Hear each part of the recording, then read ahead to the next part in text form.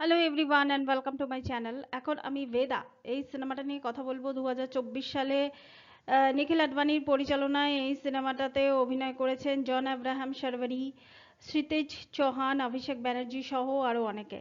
এই সিনেমাটা মূলত কাস্টিজম নিয়ে, রাজস্থানের কোনো একটা গ্রামে কাস্টিজম নিয়ে কথা হয়েছে, মানে কথা বলা হয়েছে। এখানে জন আব্রাহামের চরিত্রটা অভিমন্যু, সে আর্মিতে ছিল, তো গোর্খা রেজিমেন্টে ছিল, তারপর তার কোর্ট মার্শাল হয়, তারপর সে তার শ্বশুর বাড়িতে চলে আসে। তার স্ত্রীর ভূমিকা একটা ছোট্ট চরিত্র অভিনয় করেছেন তামান্না ভাটিয়া। এবং সে তার শ্বশুর বাড়িতে চলে আসার পরে সেখানে নতুন নতুন মানুষদের সঙ্গে তার পরিচয় হয়। তারপর সে কি কি ঘটনা সেখানে দেখে এবং কিভাবে সে তার সেগুলোর প্রতিবাদ করে, সেটা নিয়ে হচ্ছে ভেদা এই সিনেমাটা। এই সিনেমাটাতে অভিনয় যদি কেউ করে থাকে, সবাই ভালো অভিনয় করেছে, অবশ্যই করেছে, কিন্তু এখানে আমার অন্যরকম মনে হয়েছে, সেটা হচ্ছে অভিষেক ব্যানার্জিকে। মানে আই মাস্ট সে, আমি এই স্বাধীনতা দিবসটা যেন অভিষেক ব্যানার্জির নামে।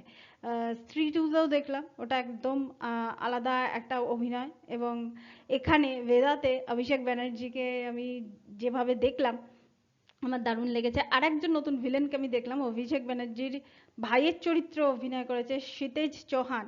তাকে কিন্তু আমার বেশ ভালো লেগেছে। মানে একটা নতুন, নতুন মানে কম্পারেটিভলি নতুন। সে আগে কাজ করেছে, সে থিয়েটারের অ্যাক্টর।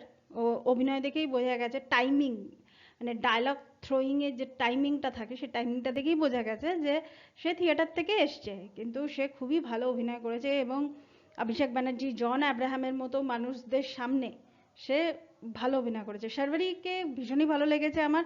আর জন আব্রাহাম তো মানে আমার জন আব্রাহামের বরঞ্চ এখানে ডায়লগ কম, সবচেয়ে কম ডায়লগ হচ্ছে জন আব্রাহামের, বাকি সবাইকার এখানে ডায়লগ আছে। এখানে কিন্তু এই যে অস্পৃশ্যতা, ছোঁয়াছুঁয়ি, মানে যে একদম নিচু শ্রেণীর যে মানুষেরা, তারা উঁচু শ্রেণীর মানুষের হাত থেকে জল খাবে না, তাদের জন্য আলাদা জলের ব্যবস্থা থেকে শুরু করে, তারা মানে তারা যদি একটু ভালো জায়গায় যদি পৌঁছতে যায়, যেমন খেলাধুলোর দিকে তাদেরকে মানে বাইরে বার করে দেওয়া, জুতো খুলে তাদেরকে সেই মানে কোচিং সেন্টারে ঢুকতে হবে, বাকিরা সবাই জুতো পরে ঢুকছে, মানে এরকম নানা রকমের জিনিস এখানে দেখানো হয়েছে।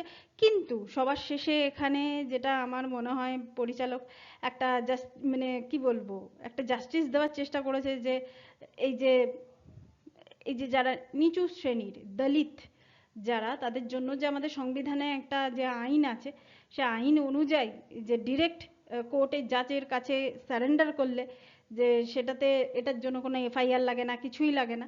তো এই ধরনের জিনিস দেখিয়ে আমাদের স্বাধীনতা দিবসের দিন কনস্টিটিউশনকে একটা শ্রদ্ধা জানানো হয়েছে।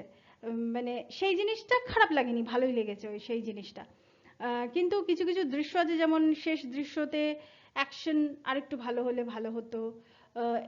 কিছু কিছু সিন আছে, যেমন একজন কোর্টরুমের ভেতরে লড়াই করছে আর একজন কোর্টরুমের বাইরে লড়াই করছে। বাইরের লড়াইটা তো স্পষ্ট, কিন্তু কোর্টরুমের ভেতরে যখন একজন লড়াই করছে, সে অত ভেঙে পড়ছে কেন, সে কাঁদছে, মানে এরকম ধরনের একটা দৃশ্য এখানে দেখানো হয়েছে। তো দৃশ্যটা আরেকটু বেশিক্ষণ ধরে হলে বা আরেকটু ভালো করে দৃশ্যায়ন হলে আমার মনে হয় ভালো হতো।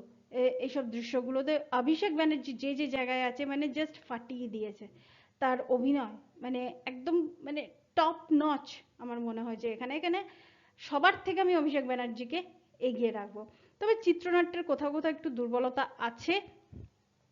মানে সেই সব জায়গাগুলো খামতি কিছু কিছু ক্ষেত্রে চোখে পড়ে, পড়ে না যে তা না, তবু ওভারঅল আমার সিনেমাটাকে ডিসেন্ট ওয়াচ একটা সিনেমা আমার মনে হয়েছে। তো আমি রেকমেন্ড করছি আপনারা হলে গিয়ে এই সিনেমাটা দেখুন। Thank you so much, that's all.